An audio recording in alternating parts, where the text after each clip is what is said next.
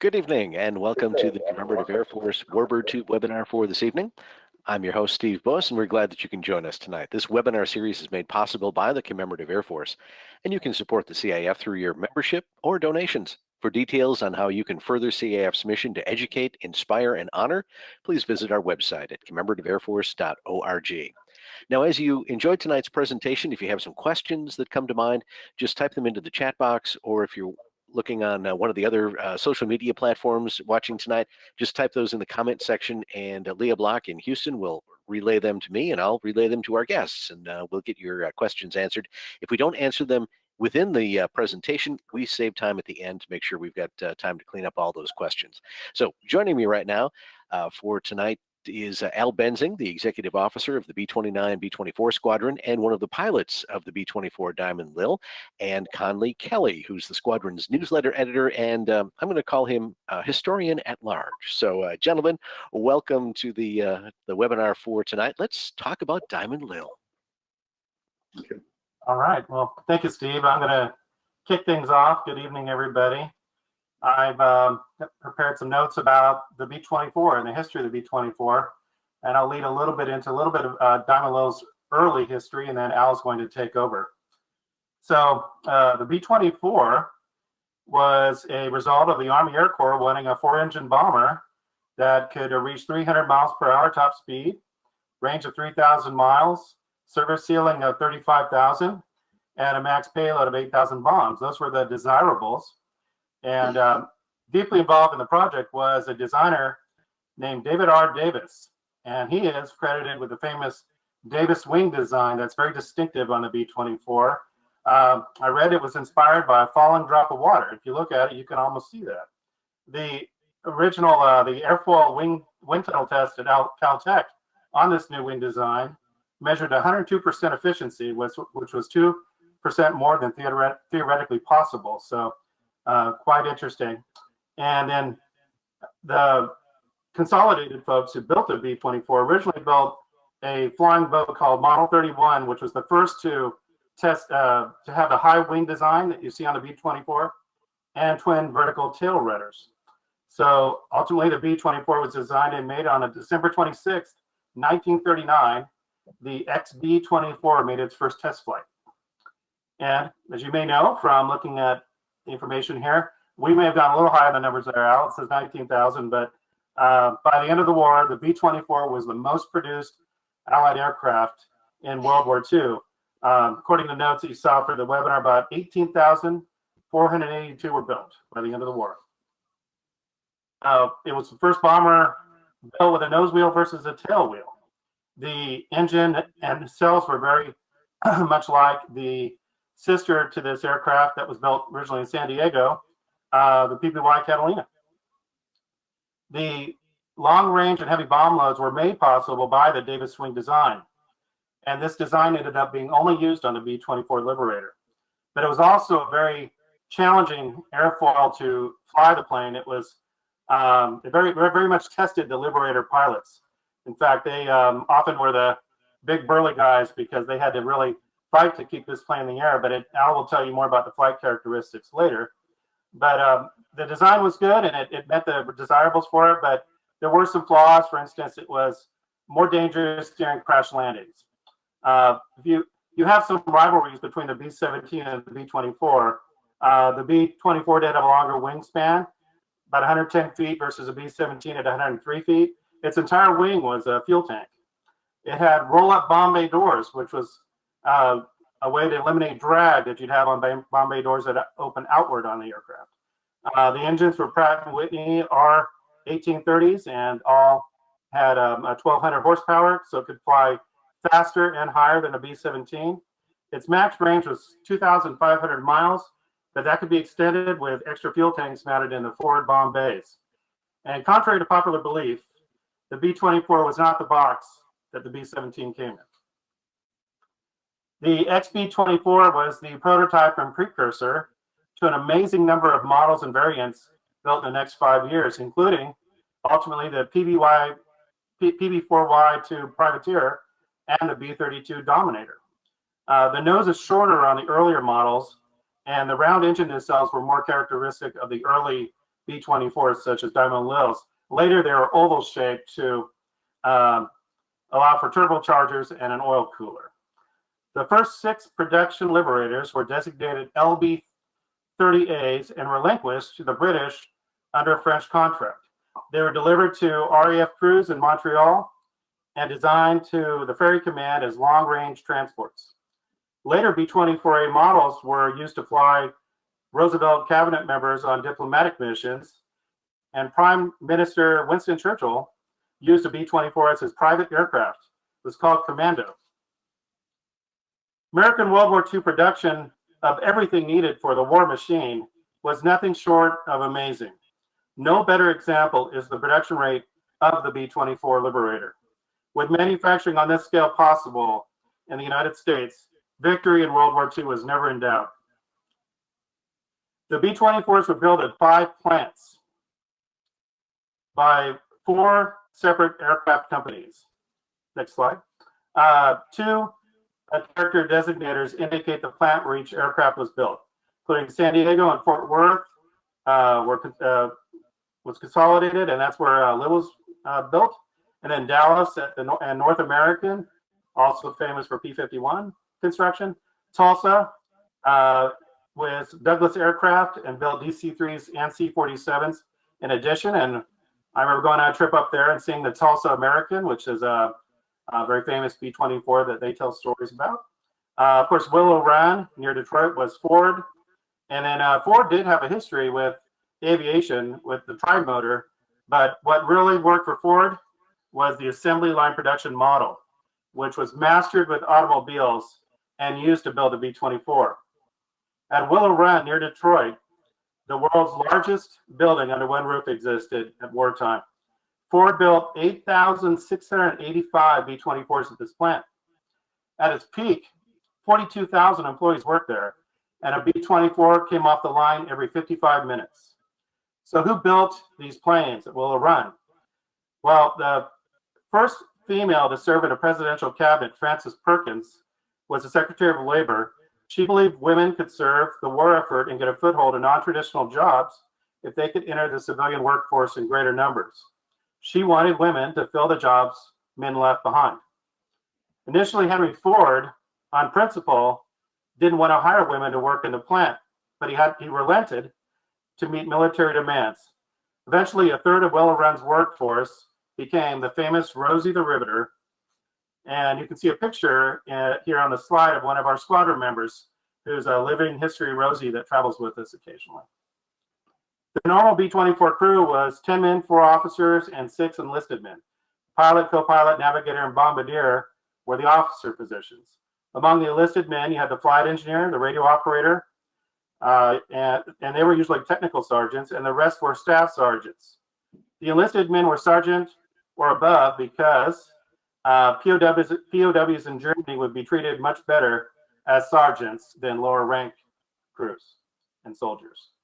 With a large number of B-24s in service, we've met a number of B-24 crew members and family members of B-24 crews touring with Diamond Lil. We've met pilots, FEs, navigators, radio operators, bombardiers, air gunners. We're hoping to have a story about a B-24 tail gunner in our next squadron newsletter as somebody that came and visited us on tour recently, I think in Nebraska. An example, my own personal example, I have a relative on my wife's side, Captain Herb Taylor, who piloted a B-24 called Delectable Doris. You've heard of that one? In the 389th Bomb Group. And I spoke to him, I interviewed him, and he remembers sitting beside one of the more famous B-24 pilots in briefings, Colonel Jimmy Stewart. So the world is at war after Pearl Harbor, and the Axis powers were advancing on all fronts. The B-24 served in every theater of combat. For example, the top gunner on a bomber in World War II was not in the European theaters, you might think. Technical Sergeant Arthur Benko was a top turret gunner on a B-24 called the Goon. He's credited with shooting out 18 enemy aircraft in the CBI, which was the China, Burma, India Theater of Operations. So Pearl Harbor. The U.S. Army Air Corps took delivery of its first B-24s in mid-1941. In November, two B-24s from the 44th Bomb Group were ordered to Hawaii to refuel and arm before flying to the Philippines. Their top secret mission was to photograph Japanese military installations on Truk and Jellicoe. Due to mechanical failure, only one made it to Hickam Air Force Base on December 5th, 1941. Arming and refitting the aircraft was delayed for the weekend. When the air raid sirens alerted the crew to the attack on Sunday morning, they ran to their B-24 hoping to move her to cover. The first bomb to strike Hickam landed by the B-24, killing the navigator and injuring several crew members. The B-24 was a total loss. This B-24 was made at Consolidated San Diego. Its serial number was 40-2371. Diamond Lil, also made in San Diego. Serial number is 40-2366. Do the math. Diamond Lil's fate could have been very different. The first B-24s that arrived in England were found to be unsuitable for bombing missions due to light armament and lack of self-sealing fuel tanks. Some aircraft were pressed into the Ferry Command to bring groups of RAF pilots back to the U.S. to fly more aircraft to England. Others were fitted for anti-submarine patrol and became very effective at turning the tide against U-boats. Although radar was in its infancy and the antenna were ungainly attachments to the airframe, they constantly improved and were quite effective in detecting U-boats on the surface. Armed with a six-pack with 20mm cannons before the forward fuselage, they were a serious danger to U-boats. Next slide. There we go. B-24s are credited in full or in part with the sinking of 93 U-boats. And as the newsletter editor, Al and I have worked on quite a few projects together, and we both met a writer named Sparky Barnes Sargent. She wrote a story about her father, Homer Barnes, who was a radar operator on a B-24, conducting anti-submarine patrols in the Caribbean. In October '43, his B-24 bombed and strafed a U-boat, and the B-24 was heavily damaged by anti-aircraft fire. Sergeant Barnes and another crew member were injured. The damage inflicted to the sub left it unable to submerge, and the Navy later found it and sunk it. So, August 1st, 1943. If you know the history of the B-24 Liberator, you know this date. When describing the Pulaski raid designated Operation Tidal Wave, historians have called it ambitious, daring, heroic, disastrous, and foolhardy. Whatever your view of that day, we will never forget the bravery of the airmen on that day, Black Sunday. There are two B-24s flying, but Lil is the only B-24 with a greenhouse nose like the B-24D models that were part of the Pulaski raid. I know Al and our low crew and myself can only try to imagine looking over the nose of Diamond Lil and thinking about what those Pulaski raiders saw on that day. One of the crew members described the scene as, "We knew it was a disaster and knew in the flames shooting up from those refineries, we might be burned to death, but we went right in." And why this happened, in World War II, Pulaski, Romania was an inviting target. It offered Germany some of the richest oil reserves in Europe. When the Allies made gains in North Africa, plans were drawn up to bomb the oil refineries in and around Pulaski. They needed the right aircraft to do the job. They needed the B-24 Liberator. The B-24 was the only aircraft with a range to reach Pulaski from bases in North Africa and the payload to deliver a significant blow to the target. Rather than fly multiple sorties, Colonel Jacob Smart argued the attacking force could bomb more accurately from low altitude in a single mission, evading radar and relying on the element of surprise.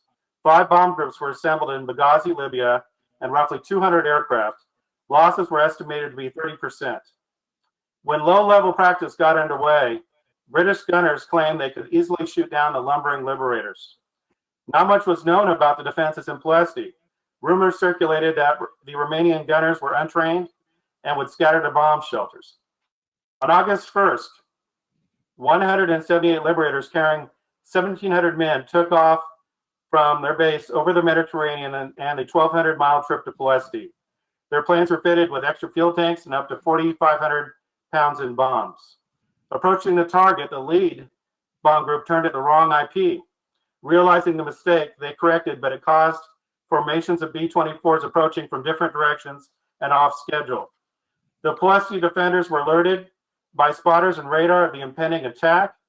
The well-trained force of German and Romanian gunners, along with fighter aircraft, awaited the American bombers. The greatest air-to-ground battle in the history of warfare ensued. Liberators flying only 200 feet were hit and began spewing fuel from punctured fuel tanks. B-24 gunners unloaded their 50 caliber machine guns at enemy positions, some atop structures at nearly the same height as the bombers. Lieutenant Colonel Addison Baker, flying the B-24 Hell's Winch with the 93rd Bomb Group, told his men they could cut the war by 6 months and he'd take his plane in even if it fell apart. Despite trying to gain altitude so his crew could bail, Hell's Winch went down in flames. Baker and his co-pilot, Major John Jerstead, were posthumously awarded the Medal of Honor. Second Lieutenant Pete Hughes, flying Old Kickapoo, was warned to abort when his plane was observed trailing fuel from punctured tanks. He made his bombing run and tried to land his burning Liberator in a riverbank. 2 of his crew survived the crash, and the rest were lost. Hughes was posthumously awarded the Medal of Honor. The Medal of Honor was awarded to 2 men who survived the attack: Colonel Leon Johnson of the 44th Bomb Group flying Susie Q, and Colonel John Killer Kane in the 98th Bomb Group flying Hail Columbia. Years later, Kane said he could recall the smoke, fire, and B-24s going down. He's quoted saying he didn't get the Medal of Honor, the 98th did. 88 B-24s returned to Libya with almost all suffering battle damage. The rest were shot down, ditched, or diverted to emergency airstrips. 310 airmen were killed and 108 captured. Pulaski remained a high-value target with 19 more missions undertaken, but never again from low altitude. Pictured here is a squadron member, Staff Sergeant Robert Phillips, an air gunner on Grumpy, a B-24 in the famed Disney Squadron of the 98th. Robert was on the last Pulaski mission and flew a total of 38 missions from his base in Lecce, Italy. He came home and was a Dallas firefighter for 41 years, opening the station that is just down the road from the CAF National Air Base in Dallas. He passed away in 2017. I have the honor of wearing his hat to air shows and events. So Diamond Lil, we're proud of our gal. Let's start telling her story. It's an amazing story. Diamond Lil, known as AM927, was the 25th B-24 off the production line in San Diego with plans to be used by France against Germany. Germany soon overran France, and the plans were then made for England to take possession of her. Since England had a great need for trained RAF bomber pilots, this aircraft is designated to be used by Trans World Airlines pilots under contract to train RAF pilots. But Diamond Lil never made it overseas. Soon after receiving the aircraft, 2 TWA instructor pilots practicing landings encountered a problem. A brake locked, the tire blew, and the aircraft exited the runway on landing. The right main and nose gear collapsed, and the bomb bay doors and structure were damaged. A decision was made to return her to San Diego following temporary repairs. You can see in the picture the elaborate structure that was developed to enclose the normal bomb bay section. Interesting side note, this just happened. Several months ago, a man named Bill Burcham contacted me for help making texture maps for a B-24 in his X-Plane flight simulator. He wanted his CG B-24 to look like Diamond Lil. He mentioned his father, Frank, flew AM927 in 1941. In fact, he said his father was flying AM927 on the day of her accident on July 24th, 1941 at Eagle Nest Flight Center in Albuquerque, New Mexico. Bill has joined our squadron and has offered the original logbook recording the accident. So the story goes, the FE that day aboard 927 was named Al Brick. After the crash, when the engines were secured and they saw no fire, Brick said, "Well, in case anyone is interested, it's Raspberry Ripple time." Longtime squadron member B-24 flight engineer James West has a direct family connection to the early days of 927. His grandparents worked at Consolidated in San Diego at the time after 927 came back with her damaged underbelly. His grandfather was an experienced sheet metal mechanic and was called upon to ensure repairs were done correctly to Lil. A few months before his grandfather's death, James took him to Addison, Texas, and gave him a ride in Lil, where James was serving as the FE. After James learned more about his grandfather's history, it made sense why he took James to every air show he could where Diamond Lil was featured. James used to love to say his grandfather was the greatest aircraft mechanic on Earth. And let's talk to the greatest pilot on Earth, Al Benson. Thank you, Al. Well, that's a handoff. Yeah. Thank you, John. Steve, I'll give you a moment. Is there anything you'd like to add here before I take off into this? No, go right ahead. All right. So we see here what Diamond Lil looked like before it was called Diamond Lil. So AM927 is what she was called during the war years. And although the UK owned it, they allowed Consolidated to continue to fly it during the war years in this configuration, which had windows in it, and it had a cargo door in it, and was used to haul people and parts to all the plants to help the production during the war years. As we got on just a little bit further, and by the way, it's noted there as similar to a C-87 configuration, and occasionally we'll hear that it was a prototype for the C-87. And although I'm sure that it influenced the design of the C-87s, it was not the prototype. The prototype was a B-24D that was modified, and thereafter C-87s were built directly, I believe, in the Dallas plant, North American plant. All right, after the war, what are we going to do with this? The Brits basically wrote a letter to Consolidated and said, tell you what, we'll release this aircraft to you. You can do with it what you wish. And at that point, they did change the engines and cowlings on it to the PBY type so that it could be sustained, could be maintained, because basically 927 was a one-off aircraft at that point, being a B-24A. So with the PBY engines on it and retrofitted to a corporate livery, they sold it to Continental Can. And it was a very capable, fast, very nice corporate aircraft for that period. So for a 10-year period there, from 48 to 58, it was used all over the U.S. So you can see from the interior shots here, you know, it had a full service galley and nice lavatory and so on. And was a great resource for that company. Then it was sold to Pemex to fly in a similar way in Mexico and South America for about 10 years. It changed a little bit, not just the paint job, but the long nose on it, solid nose, was changed to an even longer nose. And you can see some pictures where the front of that nose can be opened and swung to the side where they could load freight in and so on. So it went through a very dramatic change from its war years. In about 67, the CAF became aware of this plane and tried very hard to acquire it, and it was a challenge. It was not an easy transaction. Basically, it was kind of complicated, but there were some DC-6 engines involved and a lot of back and forth and paperwork and so on. And by 1968, we had not only the aircraft, but the rights to the aircraft from Pemex. We can see in this picture, very early on, it was designated as Diamond Lil. And the young man there in the picture, I believe, is Brad Pilgrim, who is a great historian and has been a longtime member and goes back to the early years and knows many of the people who were involved in those early years. I even called him today to clarify something, and he was very helpful. So thanks, Brad Pilgrim. As we move on here just a little bit, we see in the next picture not only a close-up of Diamond Lil, but it has finally the greenhouse nose, or what we might call the glass nose. And so I was verifying that with Brad, and he said, oh yes, that's a B-24D nose that was acquired by CAF when Lefty Gardner provided a P-38 nose to that interested party. So a little bartering there. And so this was one of the early steps to bring it back to what looked like a bomber configuration.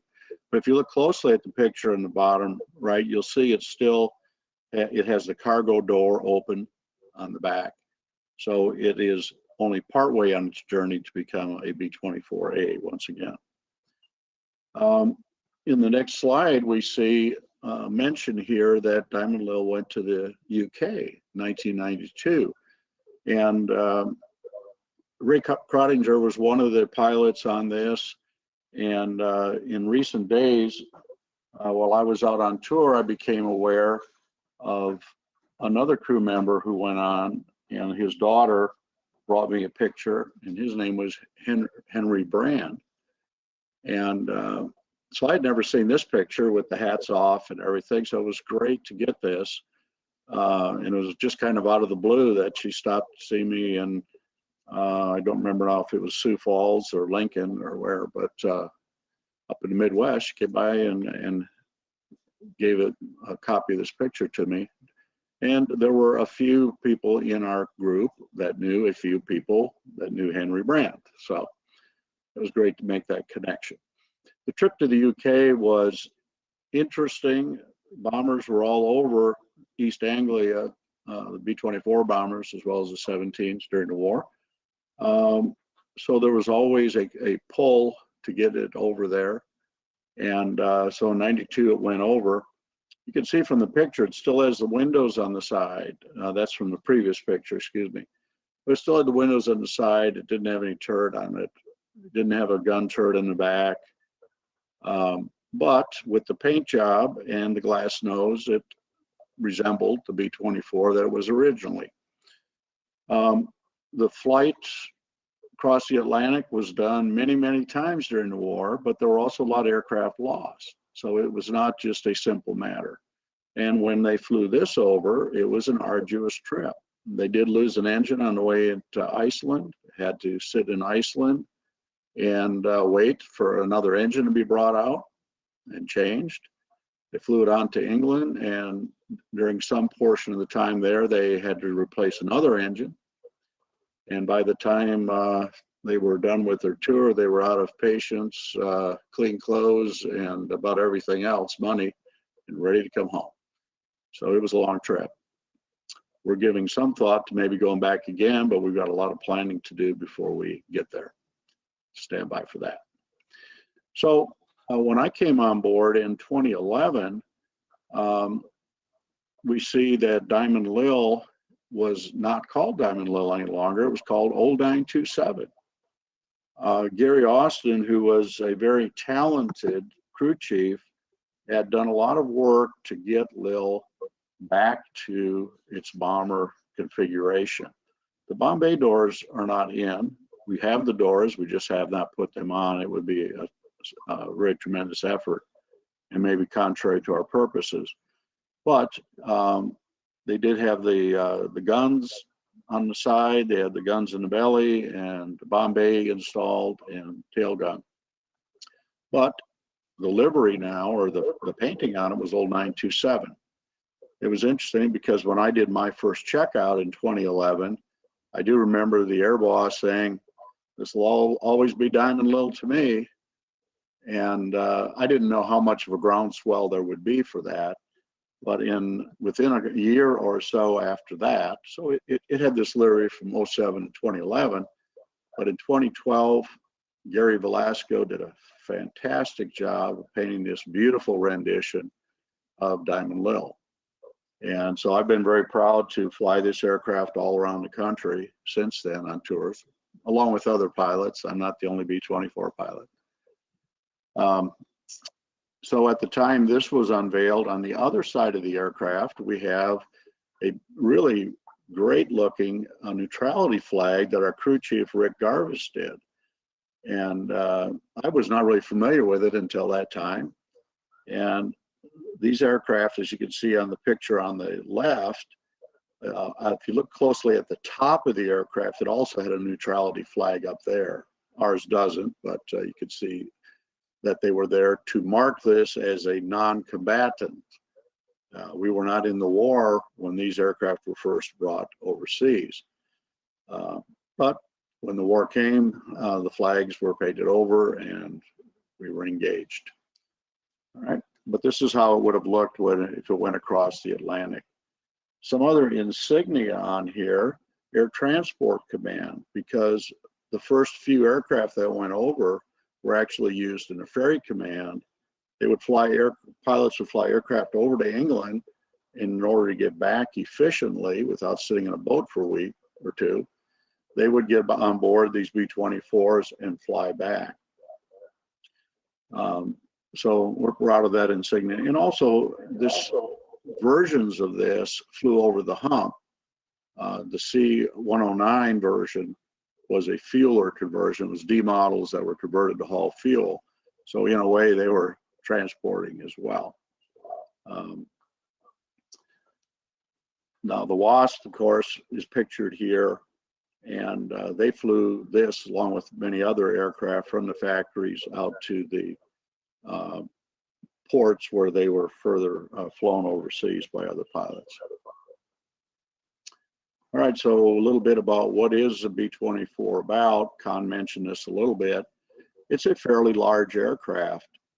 In general, this and the the B-17 are somewhat similar in size, but 24 has added capabilities. It's a little longer wingspan at 110 feet, and it's a long, slender Davis wing, 66 feet long. We fly at 40,000, 45,000 pounds maybe, with a max allowable weight of 56,000. And believe me, when you start getting it up around 50 or so, it's a very different aircraft to fly and not the most fun. And so I cannot imagine flying it during wartime, especially with turrets hanging out there, lots of drag and so on. And the safety record at those heavy weights was not good, especially the fueling aircraft flying over the hump. Really heavy losses is really tragic. I think they lost not just 24s, I think they lost 500 aircraft on that over the hump. I mean, that's just unbelievable. Anyway, what it did have over the 17 is 15 hours endurance. So that made it tenable to fly those in the Pacific, where the 17s did not do well there. There were a few there, but not many. Fuel burn is 200 gallons an hour, and it could hold 3,000 gallons of fuel in the wing tanks, and more into Bombay if you wanted to swap out some space from bombs. All right, just a nice picture here. We were talking about the nose on it, and we can see by looking, it's got one 50 caliber right in the middle, and you can get a good look at a Sperry bomb sight. So if we continue on to the next, we'll look at the cockpit, and then we'll see the nose again a little bit. So this cockpit is what we have presently, which is a mix of old and new. We see a few screens there, which are necessary for flying in today's ATC environment. But we also have all the old engine gauges, throttles, props, mixtures, and so on of an early non-turbocharged B-24A. It's a real trip to fly this. And because I'm an instructor on it, I have the advantage, I guess you would say, of, or the experience of taking brand new pilots who have gone through quite a bit of ground school briefings and so on, to put them in the right seat and say, okay, let's go fly this, and to introduce them to the idiosyncrasies of this airplane. And there are some. Here we have, this is Neil Broussard, who is our newest B-24 co-pilot. He was just given a check ride by another of our instructor, Al Harum, here recently, and I was flying with Neil on a ride flight. So he's concentrating there. He's doing a great job for us, but he has learned how to handle this interesting airplane. Also mentioned in the cockpit, we have Lily, and We always get a question about that or a little comment about it, and I simply indicate that it's required equipment. It is our turbulence detector. So, and we have a FIFI as well. So now we're going to look forward into this nose, and I was talking about the bomb site. You know, with the shadows, it's a little hard to tell, but that device in the center bottom is a Sperry bomb site. Most of us have heard of the Norden bomb site, and the B-24 certainly had them. However, very early in the war, which is when this aircraft was produced, Sperry was the bomb site of choice. And so we happen to have one. It's pretty neat to see it there. We can see the bombardier's chair and the bomb release levers on the left side and so on. It is very different from what most of the bombers were that went overseas, because we morphed very quickly from the A's and B's and C's, which were, none of those were built in any numbers. We went into the D models, and remember this nose is from a D model. It had a single 50 cal in the front, but pretty soon they had 350 cals in some locations where they would have some at an angle. And it wasn't, and then of course the D's also had an upper turret that had, I believe it was twin 50 cals on it. So they began to increase the firepower as they saw the vulnerabilities from the ME-109s and others shooting at them. So in this nose, as they began to reconfigure them, they would have a gunner, a bombardier, and then sitting backwards on just a little plywood table with a little tiny window to look out would be the navigator. So it was pretty crowded up there. And then, of course, as you get a little bit later into the models, J model and so on, this glass nose was modified to be a turret. So you'd have the turret with a fully enclosed area for the gunner. Below him would be where the bombardier would hunch over a Norden bomb site. And then behind him, sitting backwards, would be the navigator. Pretty cozy up there. All right, and if you just turn around from the bombardier's position and look back, this is underneath the cockpit.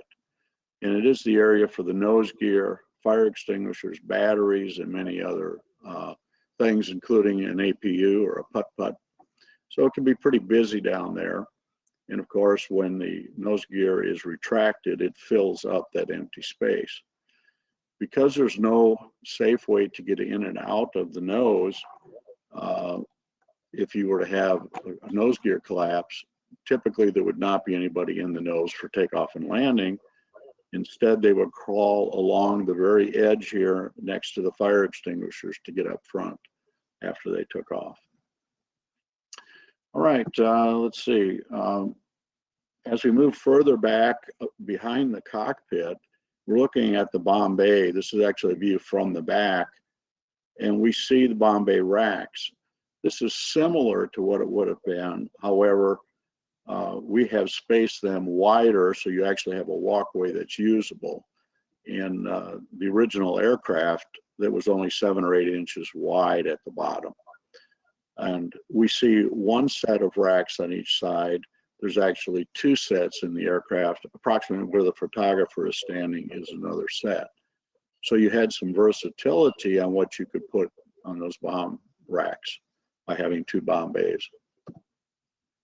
We move into a photo here of the radio operator. Now this says on a B-24A, such as this aircraft, and that setup there is probably what they had for Continental CAN, you know, when it was, you know, used as a corporate aircraft, because it's a nice area and it has all the latest radio equipment and so on.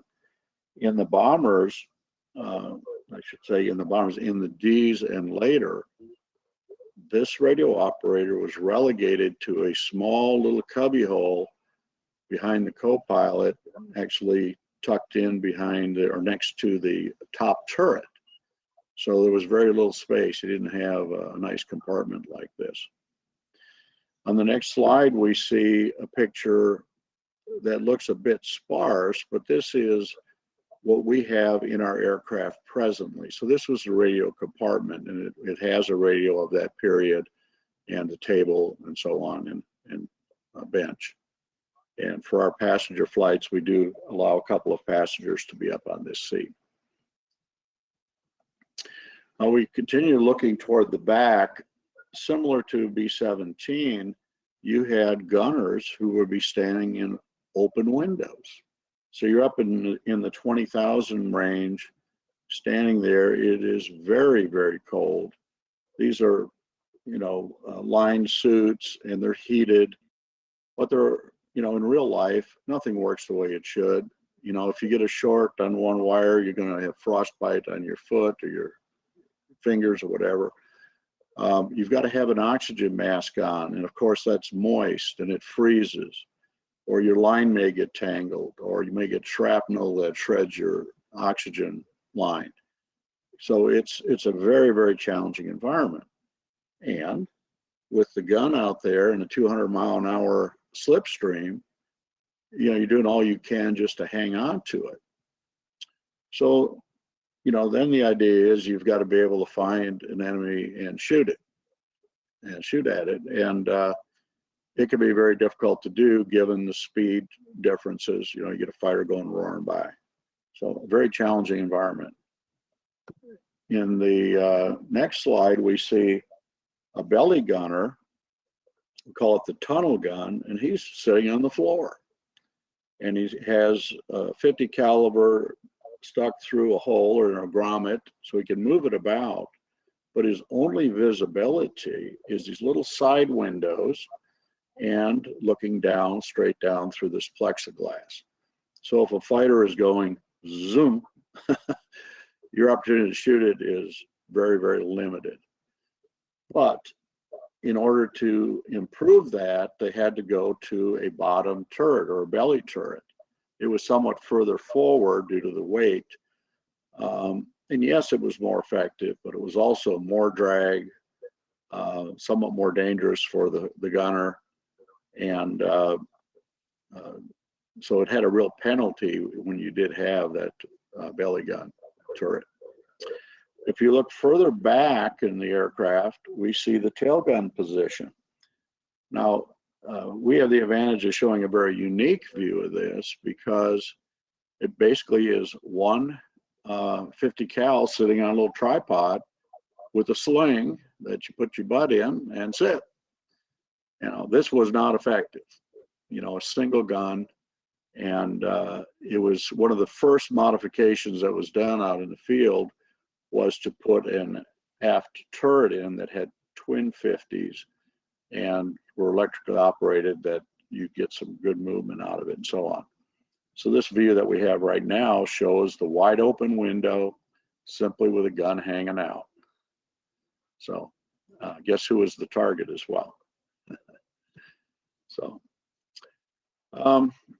we have Diamond Low flying now, and at various times since I've been with the aircraft, we've had really good tour seasons where we've been out for the entire season, and it would be followed by a year and a half or two where she would be down either for new engines or other major work or landing gear or something.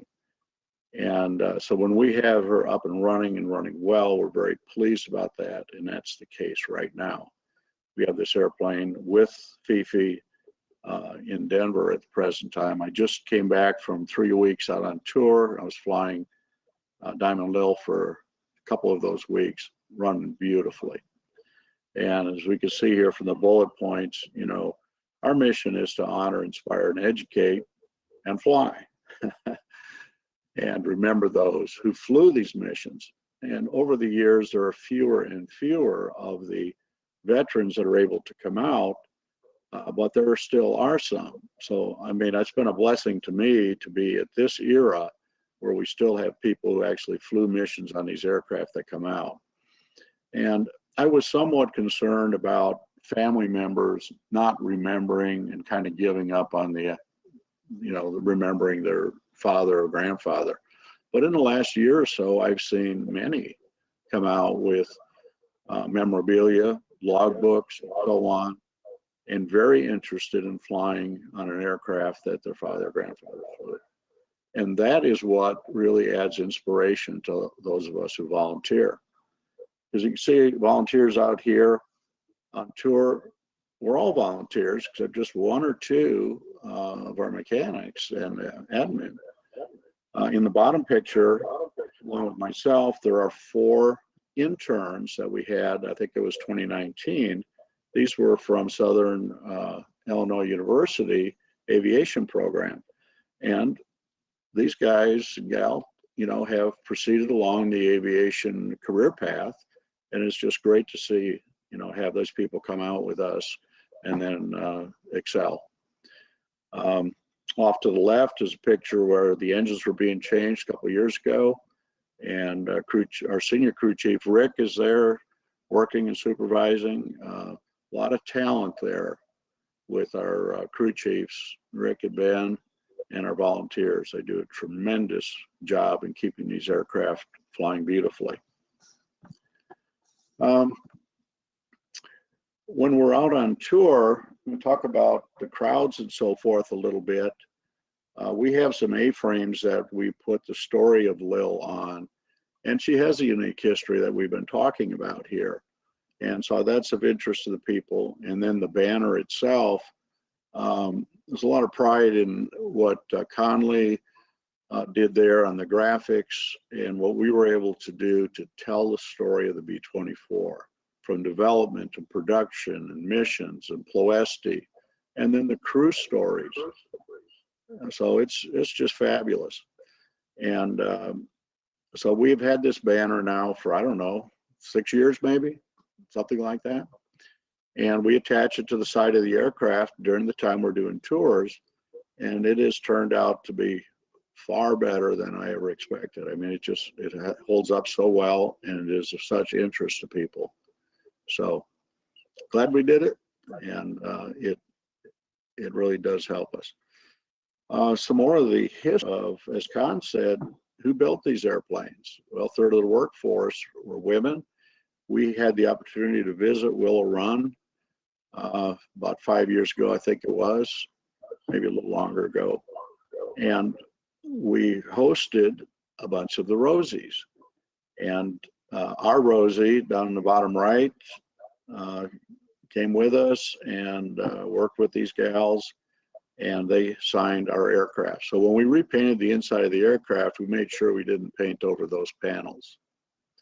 This year, when we were up in Pontiac, again in that same general area, we had a ceremony for surviving Rosies, and it was very nicely done. And they came out and again signed some more of our panel. So we were very pleased to be able to do that.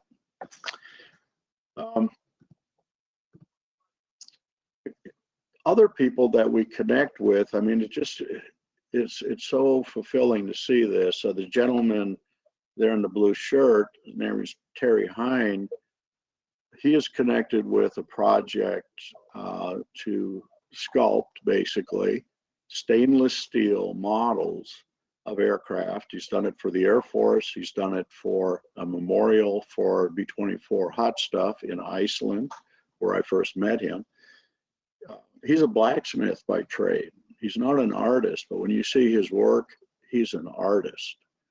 And so after a number of years of knowing him and talking about going flying, he came down to North Platte and was able to fly with me on the aircraft. What a fabulous opportunity and honor for me.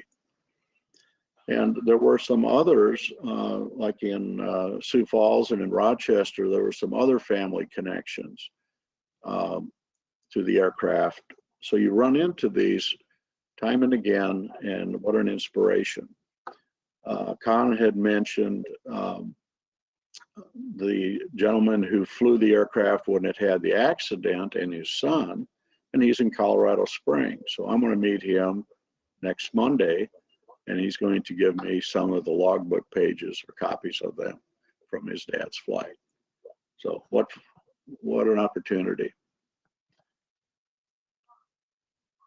So on our ride flights and connections, I mean, there's just all kinds of great things that go on. And here, like on the right side, we see someone holding a 50 cal. You know, when people come up to these to fly with us, as soon as we get the gear and flaps up, we say, you can move around the cabin. And so we let them stand at the window and try to hold that gun. And we let them go back to the tail gun position, sit in that sling and hang on to that 50 cal. Or come up to the cockpit and look out over our shoulder and see the prop spinning. I mean, it's a great opportunity for them. And, you know, I know, of course, that they're going to enjoy it and try to get some idea of what it was like to be on the aircraft on a mission. But what always surprises me is how much it affects them. You know, best thing I ever did. And, you know, those kinds of comments are just amazing. And I hear that very, very frequently. Also on the lower left, I forget the bomb group because this has been a number of years ago, but these gentlemen were all in town for a reunion. And so it was great for us to host them at a squadron meeting and a picture with them at the B-24. On our next slide, I'll just mention that this was a fairly newly constructed slide that just shows, you know, if you ride with us, where you can sit and so on. So we have some people in the back and some up above in the back, some in the bomb bay and one up in the navigator seat. And then during flight, as I said, you can move around and be in somewhat different seats for landing. So where are we flying for the rest of the year? First of all, airpowertour.org is where we have our schedule and our rides. And this is what we have remaining for the year. You know, we've been going since May. And I think, oh, we're almost done. No, 1, 2, 3, 4, 5. We got 10 more to go. So if you're interested, come see us and either tour the aircraft, which you can do. We'll be Fifi and Diamond Lil together. You can tour our aircraft, walk up through the bomb bay and up into the cockpit while it's underground, or you can ride with us, and we'd love to have you along. So that's in a nutshell what I know about the airplane. If you have questions, I'll be happy to elaborate. There we go. Well, we do have some questions that came in during the presentation, and so let's dive into those right away. And for those of you who are watching, if you've got a question, just type it in the comments or the chat box, and we'll see if we can get them answered before our time is up. But let's see. So, gentlemen, why do you think the B-24 was not, I guess, as well recognized as the B-17? I mean, when we talk about it, the capability of the 24 could fly higher, faster, carry more, but yet the B-17 is the one that seems to get all the media attention, or at least in the history books these days, it's always the B-17, and you don't hear so much about the 24. Yeah, it's hard to say definitively, but there are a few factors that come into it. First of all, the 17 was out there first. Okay, so the units were a little more established and people were a little more familiar with it. Secondly, if you see this aircraft from above in a turn, it's a very elegant aircraft. If you see it with all the turrets on it, you know, in a J model or something, it may not be as appealing to the eye. But also Boeing was proud of their aircraft. They had a pretty good PR department too. So all those factors kind of came into play. But the 24, although it's a bit of a handful to fly, is a very capable aircraft. And you can't get past that when you're talking about where are you going to put this thing around the world. You're going to put it where it can complete the missions. It has the range to do that. And Steve Al mentioned hot stuff. B-24 hot stuff that crew flew 25 missions a full 3 months before the Memphis Belle did, and would have received a lot of fanfare back in the United States, but unfortunately it crashed on the way back in Iceland, and General Frank Andrews was aboard the plane, and he was 4-star general. He would have possibly prosecuted the D-Day invasion and everything else before Eisenhower. So they kind of squelched the story, and then the B-17 Memphis Belle achieved the fanfare, the William Wyler movie and everything else. So it's unfortunate for the B-24 didn't get that that kind of fame, and it should have. Yes. Right. Let's talk a little bit about the survivability and aerial combat between the 17 and the 24. Similar, both took a lot of damage and could still keep flying. That's a very subjective thing. There is one area that the 24 did have as a weak spot, and that is generally, and it isn't weak in the way of structure, it's just a real problem, is that if you have a fuel leak inside, it's going to be at the bottom of the wing, it's going to go inside the cabin. Okay. Whereas the B-17, the bottom of the wing is outside. All right. So you would have some that were shot up where the aircraft was on fire, a big inferno in the back. So that was a problem. But otherwise, as far as survivability for being shot up, I would say they were similar. They both have instances where the structure was severely damaged or parts of the tail missing and all that, and they made it back. With the aircraft on tour right now, and this is just ballparking it, but what does it cost per hour to fly the airplane?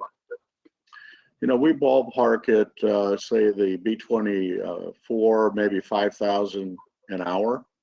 And that includes the fact that you have to have it down for the winter while you're doing maintenance on it, maybe pulling the props off, overhauling various components and so on. And the B-29, everything is double on it, you know, 10,000 an hour. And that may not even cover it. You have to remember that we're burning 200 gallons an hour fuel on the 24, 400 gallons an hour on the 29. And some oil. If you're burning a gallon or 2 gallons per engine per hour, oil is very expensive. A 55-gallon barrel of oil these days is something like $1,800. I mean, it's really amazing. So it costs a lot. Well, and aside from the just the actual costs of the fuel, the oil, the maintenance, engine reserve, all those things that go into it, but there's also always the question of, well, where do you find parts for a B-24? I mean, there's only 2 left in the world that are flying, and just a handful of others. But how hard is it to find things to keep the airplane flying? In many cases, it depends how high your pile of money is. You know, you can find some parts, or we have some parts in storage. But when it comes time to actually change it, you have to look at that part and see, does it pass inspection and so on. So we just went through this rather lengthy, almost a year and a half of downtime with Lil, where a couple of the main landing gear components needed replacement. And although there were some spares out there, they've been laying around for 40 years or whatever, or 70 years, and did not look good. All right. So we did have to contract with a company that spent a lot of time engineering, creating, heat treating, testing, and so on to build a beautiful replacement part or two for us. But it cost us a lot of money, and it took a lot of time to do that. And that sometimes you just have to do that. Al, that's not true. The tires are the same size on 24, 17s, and 29s, or am I mistaken? Yeah, they're all interchangeable. Of course, the 29 is 2 per side. We have 1, but the brakes and the wheels are completely interchangeable, and we frequently do. And you know, we're talking about money. How, aside from the ride flights, and what is the cost of a ticket on the airplane to take a ride? It varies. We're looking, you know, this past year it's been about $424, I think, for the 24. It's been at that price point for as long as I've been around, I think. So it'll probably be a little higher than that next year, but in the $500 range for seats. And on the 29, it depends a lot on where you're sitting. If you're up in the bombardier's position, it's about $1,600. It's also the first seat that sells, because it is a prized place to sit. If you're sitting behind me on the 29, it's about $1,300. if you don't criticize me too much. You know, it's a little higher if you're. Other cockpit seats are about $1,100 or $1,200. In the back, the gunner's positions are $570. I think that's the online price. It's a little bit more, I think, if you're at the gate. So airpowertour.org is the best place to book a ride. And I've been looking at what we've got. I don't know, we may even just have one seat available yet in Denver on the 29. Others are sold out on the 24. So, you know, we fly a lot, and we appreciate the support. Are there other ways that folks can support the airplane aside from just the ride flights? Well, if you come to see us and come through the gate revenue is very important to us. So you can come through, and I said, come through the bomb bay and up into the cockpit and look around. That's one way. You can also, of course, go to our website, B29, B24, excuse me, CAF B29, B24.org, and donate. Think about the missions and the men. Think about what these have meant, and that they're not sitting in a museum, that they're out flying so people could connect to them. And if you have it in your heart and your financial ability, donate to us. It helps tremendously. Join the squadron, and then you can get the newsletter and all the other good stuff that comes with it. Join the squadron and fly with us, either as a pilot or a scanner. Work our ride desk. Help us in person. We would love to have you. We need people all the time. That's right. Well, and speaking of that, with the volunteers, the folks that are going out on tour with you not only invest the time to be away from home for a couple of weeks to do that, but there's also a pretty intense ground school and selection process that goes into the crews that go with the airplane. So it's not just just sign up and go. It's a commitment to the airplane and to the history of what makes these airplanes so special. It really is. Over the years, we continue to refine that process, and you know, and safety requires it as well. You know, so we have a February ground school for the B-24. We've had to do it online the last year. This next year, we hope to do it mostly in person, and then in March we'll do the B-29, and that's one hoop everybody needs to jump through who's going to be involved with us. But it's also an outstanding experience. You learn a lot, you meet a lot of people, you begin to understand what our mission is, you become part of us. And so you know, I'm always happy to see new people come. Here's just a really wild trivia question. Do you have any idea how many hours are on the airframe on Diamond Lil? I mean, she just celebrated her 80th birthday in May. So any idea what the hours are? I could probably look it up. I don't remember offhand. I don't think it's a real high time. It's nothing, you know, out there.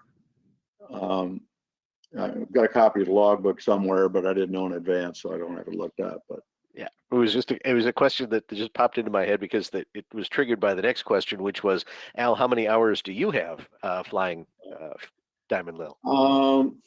In the ballpark of 300 hours on each of these. I think maybe about 340 or something on Fifi, about 325 or something on Lil.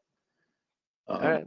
It was in 2019. It was one day that I was doing my log and I happened to look on it, and it was just a quirk, but I had exactly the same amount of time on both aircraft. I don't know how that happened, because one's been down for service for a while and all this. Right. It was just one of those oddities, but a little over 300 hours on each. All right. And Steve, I think it's interesting. Neither of our bombers, Fifi or Diamond Lil, were in combat, so that might be another reason they survived the war and they're in such good shape today. Right. That's true. With so many of the Warbirds that are on the show circuit that you see at air shows, they were late model aircraft. Lil is actually an anomaly because most of the aircraft that you see flying are from 44, 45. Not all of them, but many of them never made it into combat, which is why they survive today. But Lil is the anomaly because she was there in 1940 and continued on. in different ways through the years. So it's really one of the oldest warbirds, World War II warbirds that are out there still flying today. Right. I just looked it up. I've got 350 in Diamond Lil and 390 in Fifi. So I lied a little bit. Oh, there you go. And here's the classic question for any pilot, Al. If you had your choice of flying any airplane of any era, any time, what would it be? Well, when you're sitting you're sitting in the cockpit of Fifi, pretty doggone hard to beat that. Okay. And then you're looking over at Lil saying, well, it'd be fun to fly that because I could work the engines and everything. So I'm in the enviable position of flying both of these, and they each have, their pros and cons, but I love flying both of them, and I'm honored to do so. Well, great. We're a little bit over an hour, so we'll just wrap things up here. But for both of you, maybe some final thoughts or memories that stick out in your experience with touring with Diamond Lil. Con, let's start with you. I'll mention, I told you early on that I was once at a bomb group reunion, and one of the crew members said they used to make ice cream on the plane when they got up to altitude and were in sub-zero temperatures. And I thought that was hilarious. And they needed ice too. They'd bring ice back to the base. So you never know what you're going to hear from the veterans. Sometimes it's not a war story. It's something quirky like that. Yeah, I guess for me, it is the connections I've made, like for Hot Stuff and that B-24 and that crew and the people nowadays who were building memorial to them. Jim Lux setting it up and Terry Hine doing the stainless steel model. Connecting with those kinds of people is just priceless. And, you're out there, someone will give you a book. So someone handed me a book the other day, said, well, I had my dad write this for our family. It's called The Winged Boot. Okay, odd title. And I just finished reading that book, and it's fabulous. It's so well done, and it is a great story of a B-24 pilot. How he went through all this stuff and training and all. Well, we've all read those kinds of stories. It is really captivating, and his missions and getting shot down and escaping. Okay, Dispatch this last issue had a thing on the French resistance. And here is an insider's view of being in the hands of the French resistance for like 6 weeks or more, from place to place in different environments and all. What a picture into that era. So how do we connect with those people? We're out on tour and they come to us with stories, and that's a treasure. All right, one more time. What's the website so they can keep up to date with where you'll see the Air Power Tour, including Diamond Lil? So airpowertour.org is where we have everything that's up to date in our schedule. If you're interested in joining our squadron, you can probably still find a link there on that site, but our direct squadron site is CAF B29B24.org. And there is a join button, donate button, and lots of information. So we'd love to hear from you. Love to have you come aboard with us. And we're on Facebook too. So check us out. Awesome. You'll get our flyer, which Conley is the editor of. Yep. Fabulous. It is one of the best newsletters I have seen, not only in the CAF but within other aviation organizations. So, Con, hats off to you. You're doing a great job, and enjoy watching it come out. It's a full-time volunteer job, right? Yep. All right. Well, thanks again for joining us for another CAF webinar. And if you have any suggestions for future topics or someone you think we should talk to, just drop Leah Block a note at media@cafhq.org. We'll be back next Wednesday night, 7 o'clock Central Time, with another Warbird Tube webinar. Until then, thanks to our guests, Al Benzing and Con Kelly. Gentlemen, have a great evening. And for everyone else, you have a great evening as well. And we'll see you next week. Thank you.